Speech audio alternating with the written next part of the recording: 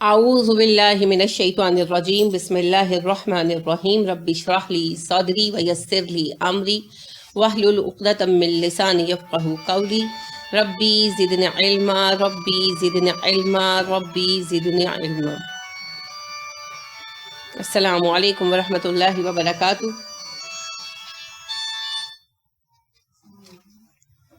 آل عمران کی آیت نمبر 93 ہم نے کل دیکھی تھی، آج اسی کے حوالے سے مزید ابھی کچھ بات کریں گے۔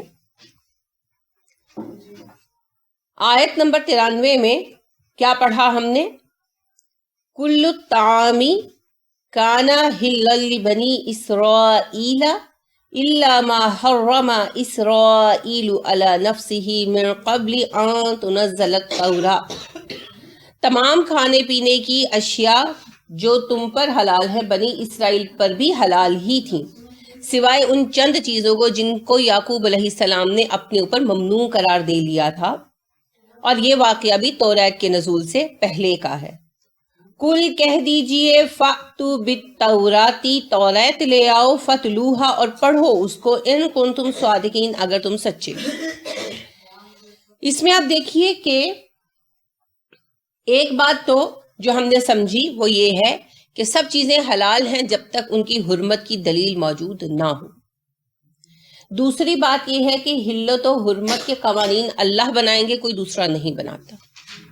تیسری بات یہ ہے کہ ذاتی پسند و ناپسند کی بنا پر، یا بیماری کے بنا پر، یا رہبانیت کے بنا پر اگر کسی نے کوئی چیز ترک کر دی تو اس فعل کی وجہ سے چیز کی اصل حلت اور حرمت تبدیل نہیں ہوتی، چاہے ایسا کرنے والا نبی ہی کیوں نہ ہو۔ یعقوب علیہ السلام نبی تھے نا، تو انہوں نے کچھ چیزیں چھوڑ رکھی تھیں، چاہے بیماری سے چھوڑی ہوں یا ناپسندیدگی سے چھوڑی ہوں، یا ہو سکتا ہے کہ چونکہ یہود میں رہبانیت کا طریقہ قائم تھا، درویشی کا طریقہ، تو ہو سکتا ہے ترک دنیا کے طور پہ چھوڑی ہوں، اللہ ہی بہتر جانتا ہے۔ لیکن کسی بھی سبب سے چھوڑی ہوں، کسی چیز کو ترک کر دینا اس چیز کی حرمت کی دلیل نہیں بنتا۔ کسی ایک بندے یا ایک گروہ کے فعل کی وجہ سے کسی چیز کی اصل حلت و حرمت تبدیل نہیں ہوتی۔ اور چوتھی بات یہ ہے کہ جو شریعت بعد میں آتی ہے وہ پہلی شریعت کی ناسخ ہو جاتی ہے، لہٰذا یعقوب علیہ السلام اس شریعت پر چل رہے تھے جو ابراہیم علیہ السلام لائے۔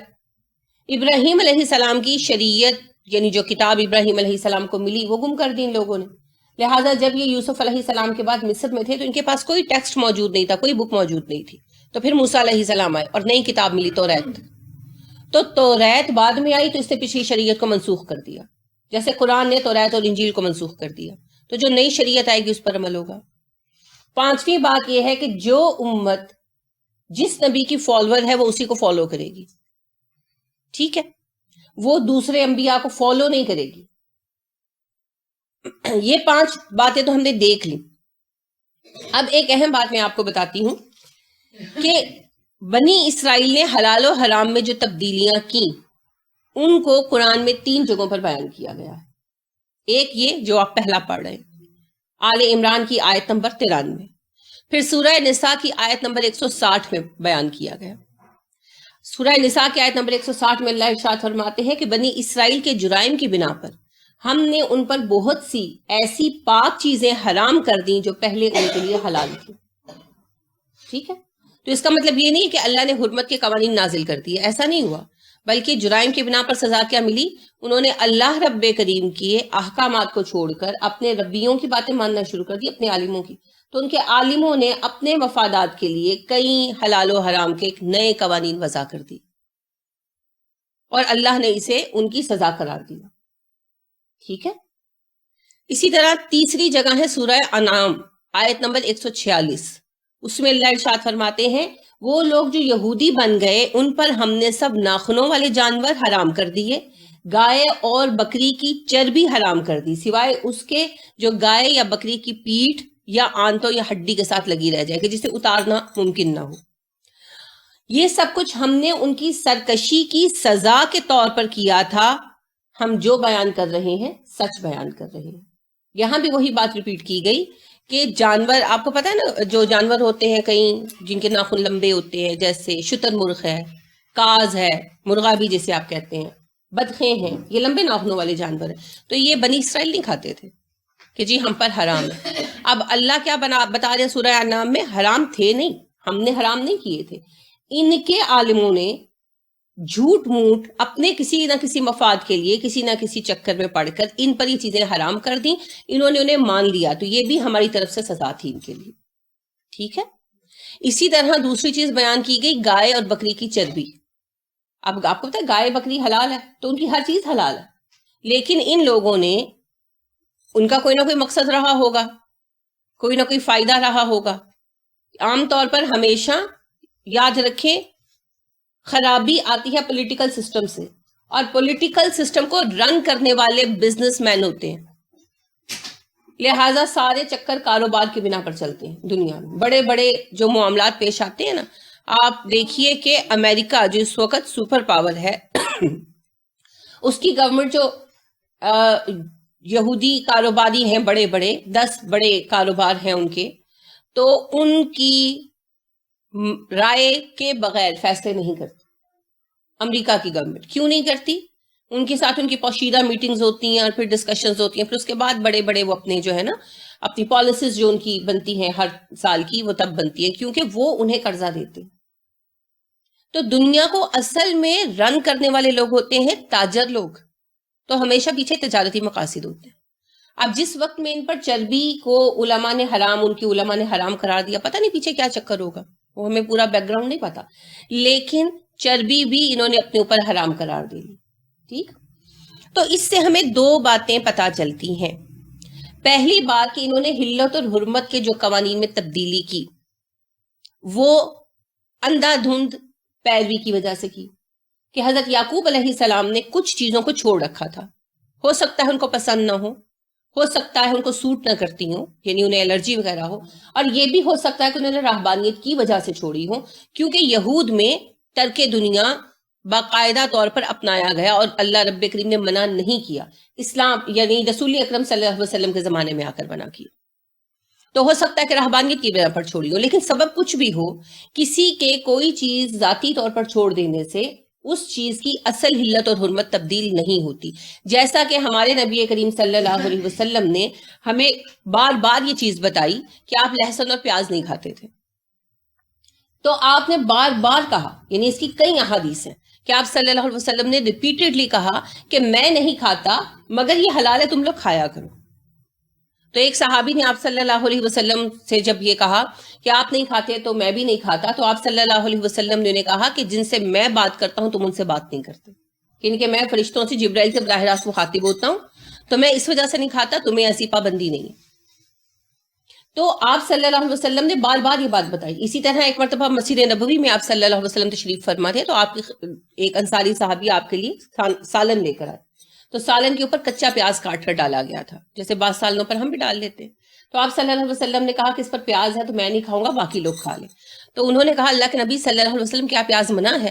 آپ صلی اللہ علیہ وسلم نے فرمایا نہیں، پیاز منع نہیں ہے، مگر میں فرشتوں سے سرگوشی کرتا ہوں تو میں پسند نہیں کرتا، ٹھیک ہے۔ اسی طرح آپ صلی اللہ علیہ وسلم تلی اور کلیجی نہیں کھاتے تھے، پسند نہیں تھی آپ کو، تو آپ صلی اللہ علیہ وسلم نے کہا 2 حلال چیزیں ہیں جو مجھے پسند نہیں ہے تو میں نہیں کھاتا، تم لوگ کھایا کرو، تلی اور کلیجی۔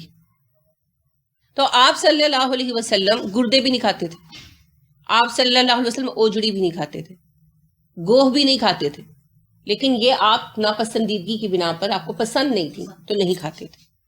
تو آپ نے پھر بتایا کہ یہ حلال ہے، تم لوگ کھاؤ، کوئی ممانعت نہیں ہے۔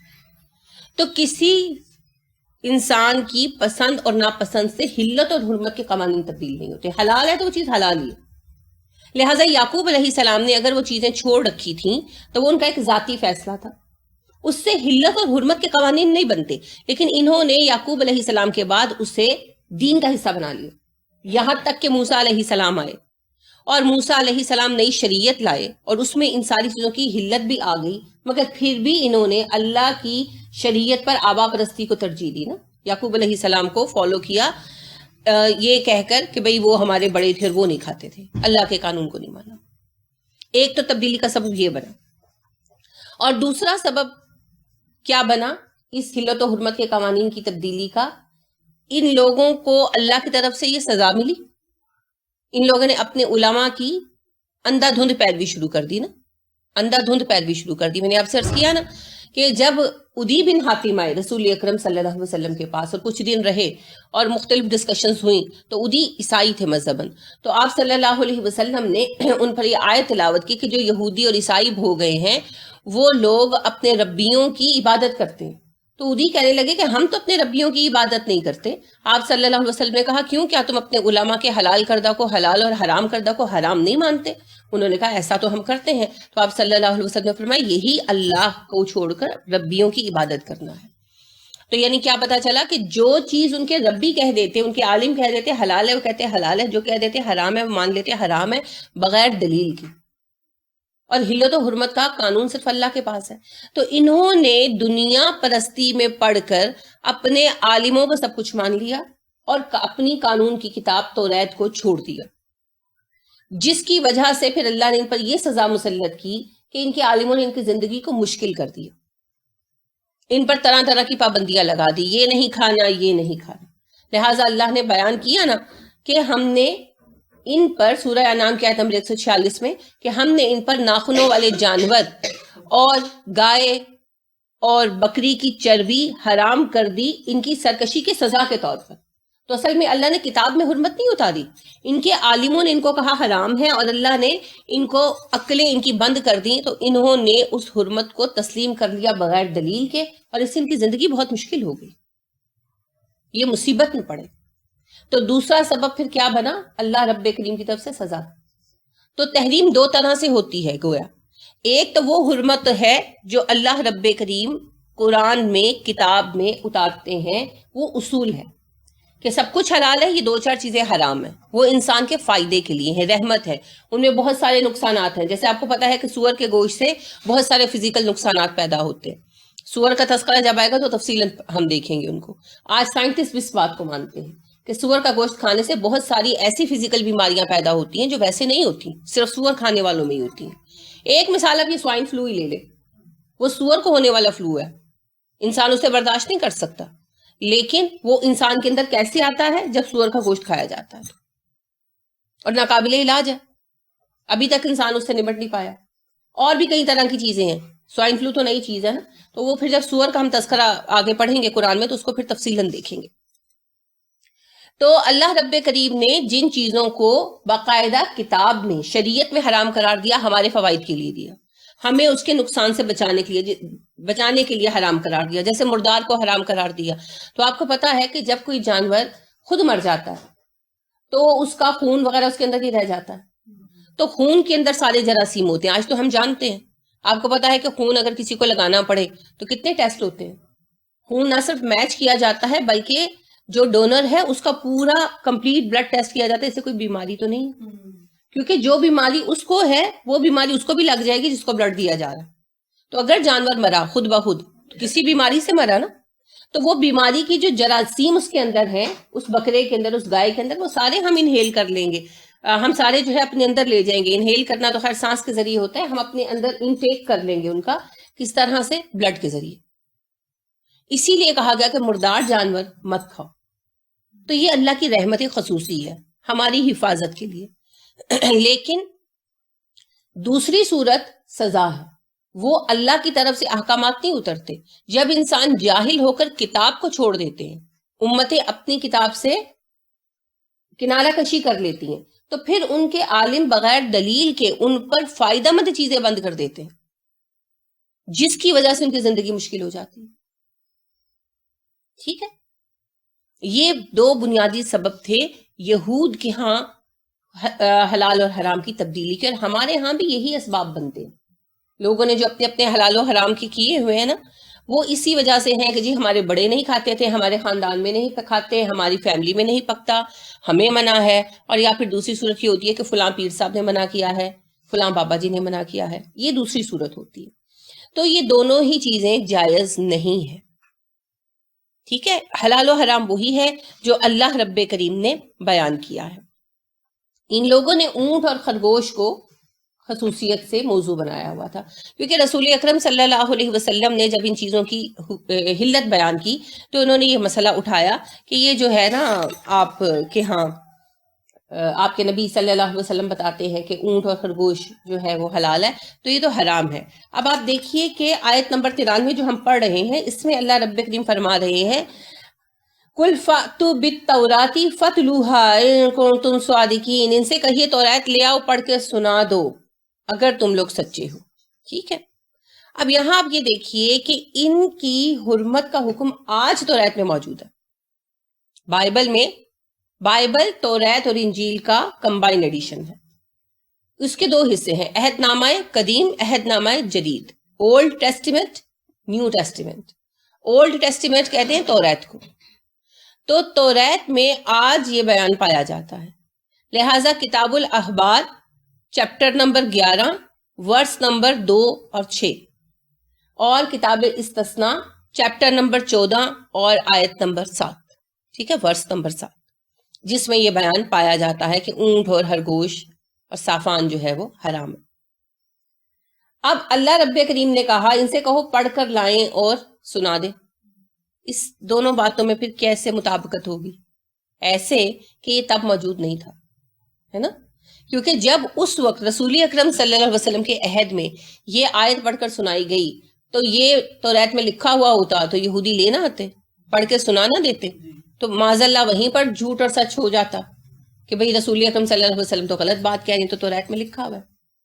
یہ انہوں نے بعد میں ایڈ کیا، ٹھیک ہے، یہ بعد میں ایڈ کیا گیا۔ اگر اس وقت ہوتا تو آپ دیکھیں نا، کم از کم انصار تو ضروری پھر جاتے پھر دین سے، معاذ اللہ انصار کو واپس لانے کا آسان طریقہ تھا، وہ تورات میں سے نکال کر آیت دکھا دیتے اور انصار جو ہیں وہ بدل ہو جاتے، لیکن ان کے پاس اس وقت یہ ٹیکسٹ موجود نہیں تھا، یہ انہوں نے بعد میں شامل کیا، کیونکہ قرآن کی یہ ان کے سامنے چیلنج موجود تھا نا، تو انہوں نے بعد میں لوگوں کو ورغلانے کے لیے، بدل کرنے کے لیے اس کو ایڈ کیا، ٹھیک ہے۔ تو لہٰذا یہ جو ہے ان کا ایک صریح جھوٹ ہے۔ اسی طرح کتاب الاخبار کی 16 اور 18 نمبر کی آیت میں یہ ناخن والے جانوروں اور گائے اور بکری کی چربی کی حرمت کے احکامات ملتے ہیں۔ کتاب استثناء کے 14ویں باب کی آیت نمبر 14، 15، 16 میں بھی اس کے احکامات ملتے ہیں۔ دو حکم ہے نا، ایک تو یہ اونٹ کی حرمت کا خصوصیت سے اور خرگوش کا ذکر ہو رہا ہے، جس کے میں نے پہلے حوالہ دیا، اب میں حوالہ دے رہی ہوں جو سورہ انعام میں خصوصیت سے بیان کیا گیا ہے کہ ناخن والے جانور اور بکری اور گائے کی چربی حرام کی گئی ہے ان پر، تو اس کا حوالہ جو ہے کتاب الاخبار کی آیت نمبر 16 اور 18 میں، کتاب استثناء کا 14واں باب اور آیت نمبر 14، 15، 16، کتاب الاخبار کے 3 چیپٹر کی 70ویں آیت اور کتاب الاخبار کے 7ویں چیپٹر کی آیت نمبر 22 اور 23 میں، یہ 4 حوالے ہیں اس کے جو تورات میں ملتے ہیں۔ اب اللہ رب کریم نے سورہ نساء ہی میں یہ بیان کر دیا کہ حلت و حرمت کی یہ تبدیلیاں عیسیٰ کے بعد کی گئی ہیں، اور یہ بات بالکل تاریخی طور پر ثابت ہے کہ تورات کا جو ایڈیشن آج ملتا ہے یہ 2 صدی عیسوی میں یہودا نام کا ایک ربی تھا، یہودی عالم تھا، جس نے اسے تشکیل دیا یا مدون کیا۔